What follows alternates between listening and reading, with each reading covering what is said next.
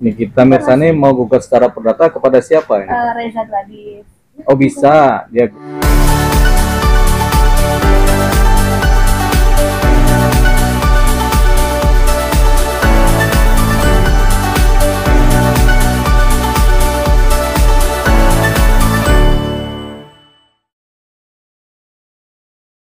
gugat, bisa aja kalau menggugat kan, kontestasi kan. Jadi asal ada suatu perjanjian, terutama yang tertulis di antara keduanya, bisa dianggap suatu posisi hubungan hukum ya, hubungan hukum perdata. Tapi hubungan hukum perdata itu kadang-kadang lewat lisan juga bisa, kesepakatan lisan, jadi baik lisan maupun tulisan. Nah kalau ada gugatan, tentunya gugatan ini ada dua perdata ini, gugatan wan prestasi atau gugatan melawan hukum. Nah kalau yang tadi adalah gugatan wan prestasi. Jadi seolah-olah Nikita Mirzani akan menggugat secara perdata adanya wan prestasi dari seseorang yang digugat. Nah dalam hal ini kan si gadis yang digugat kan, begitu. Nah kan, tapi kan kalau Bang Fabis itu kan merujuk pada ini kan sebenarnya ada perjanjian nih gitu Pak. Terus dia heran nih kenapa akhirnya kok jadi dipidana lari ke pemerasan. Terus sebenarnya kalau lihat dari pandangan hukumnya gimana sih Bang mungkin?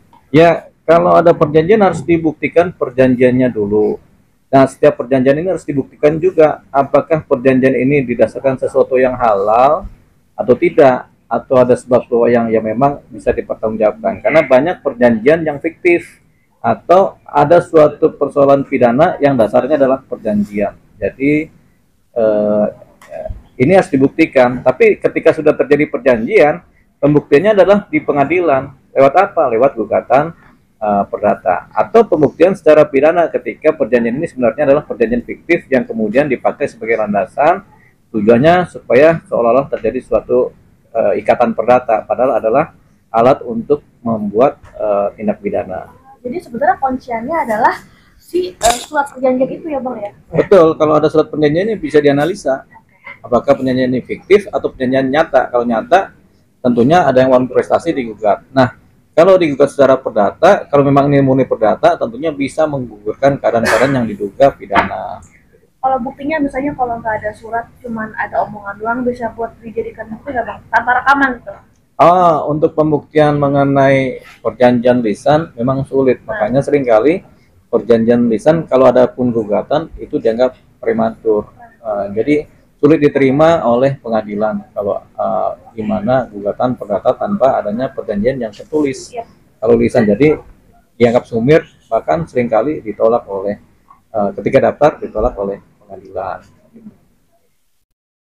Kemudian terkait P21 yang tidak kunjung keluar, mungkin seperti apa sih Bang sampai sejauh ini Bang? Kasusnya Nikita Mirzani ya, rencana P21 dari jaksa, kan jaksa P19, P18 dibalikin lagi oleh penyidik untuk supaya berkas diteliti lagi supaya lengkap P21. Jadi ini seringkali terjadi dalam penanganan perkara pidana, berkas bolak-balik P18, P19 sampai akhirnya kemudian setelah berkas dinyatakan lengkap oleh jaksa baru di P21 kan gitu. Jadi kemungkinan ini berkas masih dalam proses bolak-baliknya sama proses pengembangan sama permintaan kesempurnaan berkas supaya berkas lengkap oleh jaksa. Jadi ini yang disebut sebagai upaya-upaya jaksa supaya ketika berkas kemudian dinyatakan lengkap tidak ada lagi kurangnya, baik bukti-bukti, saksi-saksi maupun kemudian paradigma dalam posisi perkara. Jadi perkara ini memang perkara pidana dan bisa disidangkan. Tersangkanya ada, buktinya ada, saksinya ada. Gitu. Jadi seringkali jaksa minta kelengkapan dalam berkas supaya mana yang kurang, atau saksi ini kurang, atau bukti ini kurang supaya dilengkapi. Jadi ini biasa terjadi. Nah, memang ada jangka waktunya terhadap setiap perkara. Jadi jaksa mengupayakan supaya ini mengikuti prosedur UHAP sampai pada titik ya sudah jaksa nyatakan ini sudah lengkap dan di P21 kan. Gitu. Kalau sampai tanggal waktunya yang ditentukan tidak kunjung keluar juga Bang, apakah ada kemungkinan untuk bebas sendiri Bang Nikita Mirzani? Kalau sampai akhir masa penahanan yang diperbolehkan oleh undang-undang ternyata berkas belum lengkap juga, ya tentunya si Nikita Mirzani harus dibebaskan demi hukum. Jadi dibebaskan demi hukum supaya dia lepas dari posisi penahanan itu dulu ya. Tapi kemudian apakah kemudian ini kemudian akhirnya dihentikan? Belum tentu, tetap ada dua kemungkinan. Apakah kemudian penyidik meneruskan perkara ini, tapi masa penahanannya habis, tapi perkara diteruskan, satu itu. Atau kemudian penyidik menghentikan perkara karena memang tak kunjung bisa diselesaikan pembuktiannya atau kelengkapan berkasnya, sehingga ini harus di SP3. Nah persoalannya kan Nikita Mirzani kalau dilepaskan ketika masa penahanan berakhir, tentunya ada satu persoalan. Dia kan sudah ditahan selama kurang lebih 100-an hari lah ya, 100 hari atau 120 hari. Bagaimana masa penahanan ini? Kalau ternyata Nikita Mirzani kemudian demi hukum dibebaskan, artinya dia kemudian dianggap sebenarnya tidak melakukan tindak pidana. Paling pahit kan begitu. Jadi Nikita Mirzani bisa mengajukan yang namanya permintaan ganti rugi. Bisa menggugat penyidik kepolisian, kemudian minta pemulihan nama baik, rehabilitasi, kemudian tadi meminta ganti rugi terhadap hak dia, di mana dia sebagai warga negara kemudian ditahan oleh penyidik. Jadi dia bisa minta ganti rugi dengan cara apa? Menggugat secara perdata melalui gugatan perbuatan melawan hukum yang patut diduga dilakukan oleh penyidik. Termasuk peradilan. Ya, ya, peradilan salah satu cara untuk menggugat kan. Tapi gugatan peradilan itu gugatan cepat ya, cuma 1 minggu harus clear. Tapi kalau yang seperti ini, ketika ternyata berkasnya Nikita Mirzani tidak lengkap dan kemudian SP3 misalnya, kalau peradilan itu yang SP3 bisa jadi si pelapor menggugat peradilan. Nah, kalau seorang Nikita Mirzani, dia jalur yang paling bagus adalah melalui gugatan perbuatan melawan hukum terhadap cedera-cedera yang dialami, yaitu karena dia ditahan, kemudian dia dikurung, masa kebebasan dia dikungkung ya oleh masa penahanan. Jadi dia bisa minta ganti rugi. Jadi Nikita Mirzani bisa menggugat secara perdata melalui gugatan perbuatan melawan hukum, sementara kalau kemudian pelapornya nggak puas, dia bisa menggugat pra peradilan. Pelapor ini si siapa?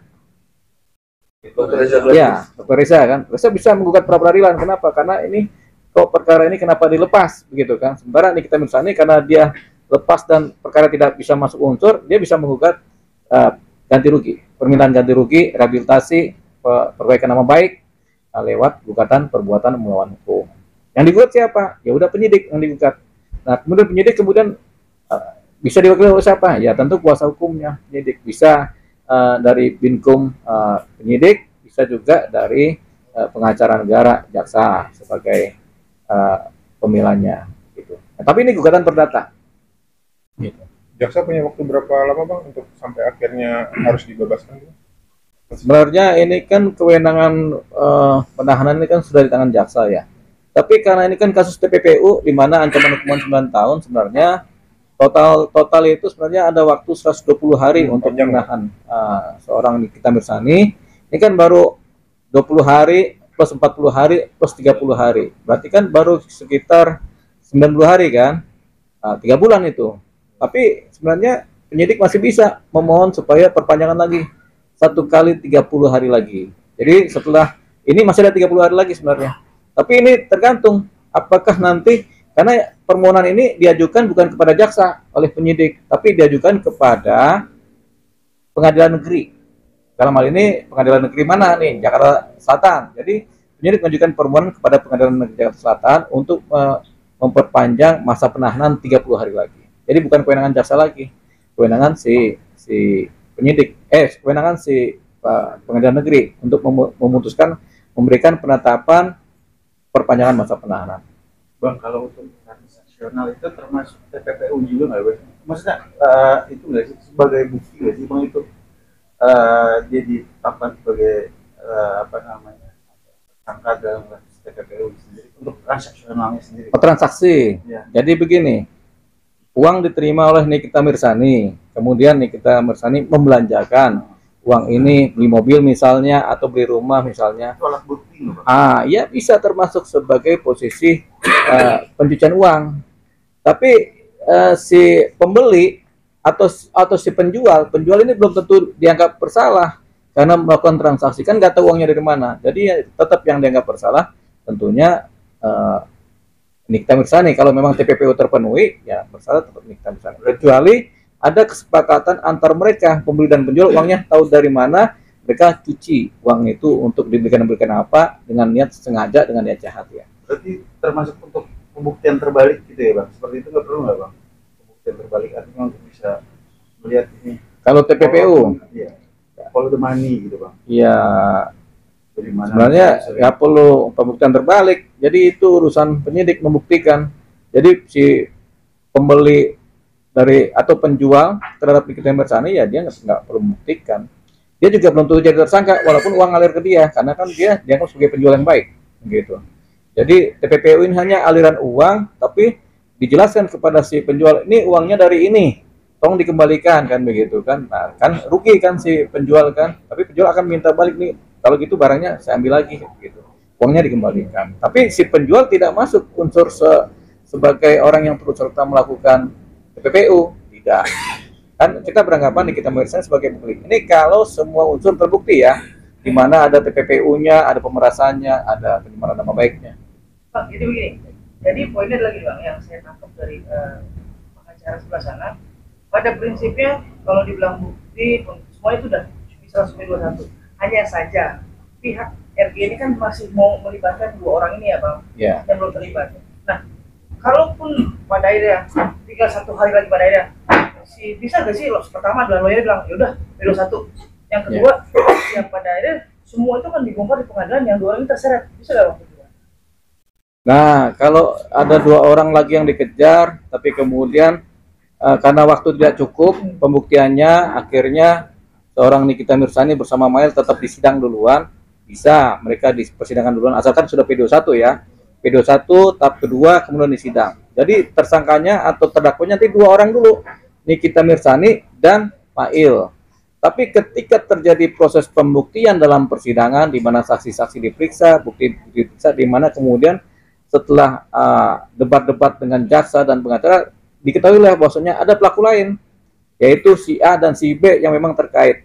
Nah, itu mereka kemudian bisa dijerat dengan pasal-pasal yang ada yang mengaitkan mereka, baik pasal 55, 56 atau malah pasal utama dipakai untuk menjerat mereka. Tapi persidangannya belakangan, jadi terpisah, begitu. Jadi nanti ada persidangan tersendiri terhadap mereka yang kemudian akhirnya diputuskan oleh hakim, mereka juga ikut tersangka ini. Nah, kemudian mereka diproses dengan pemberkasan tersendiri dan persidangan juga tersendiri. Kasus baru jadi ya bang? Kasus baru. Jadi 2 kasus yang kemudian berbeda tapi terkait. Seringkali terjadi begini dia. Karena misalnya begini, ada satu kasus pembunuhan dengan 2 orang pelakunya. 1 orang sudah ketangkap, 1 orang nggak ketemu.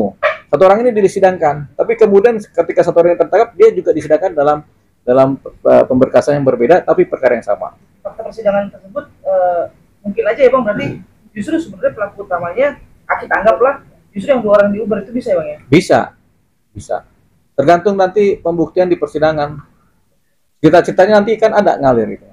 Kan sementara kan ini kan yang tahu masih penyidik sama jaksa, hakim belum tahu. Kalau hakim juga udah tahu, nanti pengacara juga tahu, nanti akan ngalir tuh proses terciptanya alur-alur kebenaran dari suatu proses perkara.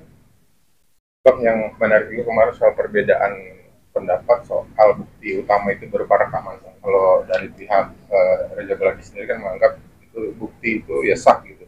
Sementara dari pihak Nikita, Bang Pamitan itu bukti nggak sah karena ya justru bisa berpeluang dilaporkan balik.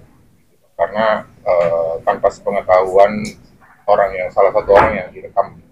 Dan sebenarnya kalau dari status bukti itu sendiri gimana bang? Sementara itu kan bukti untuk membuktikan suatu dugaan kejahatan, tapi dari pihak kita menganggap itu bukti yang tidak sah gitu. Ya, jadi semua bukti yang menunjukkan atau semua alat bukti yang kemudian bisa menunjukkan adanya suatu dugaan kejahatan itu akan dianggap sebagai alat bukti. Jadi kita tidak mengenal bukti yang sah maupun yang tidak sah. Jadi bukti apapun juga kalau dia bisa dijadikan petunjuk atau sebagai bukti adanya suatu kejahatan, suatu tindak pidana, ya dijadikan sebagai barang bukti. Nah, kalau zaman sekarang ini kan rata-rata ada rekaman-rekaman, ada handphone-handphone, ada alat-alat apalagi yang kemudian bisa dipakai di medsos kan, atau bahkan medsos sendiri bisa dipakai sebagai barang bukti.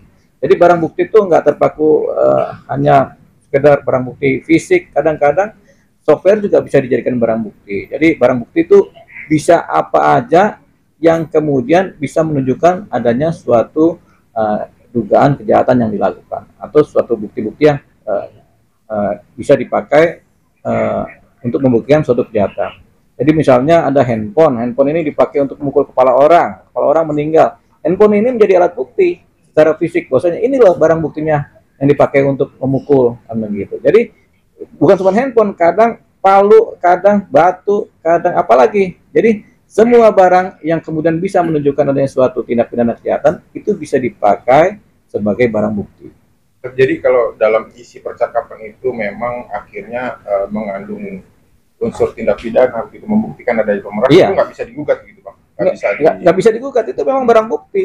Jadi rekaman itu termasuk barang bukti, baik yang kemudian direkam secara resmi maupun secara tidak resmi.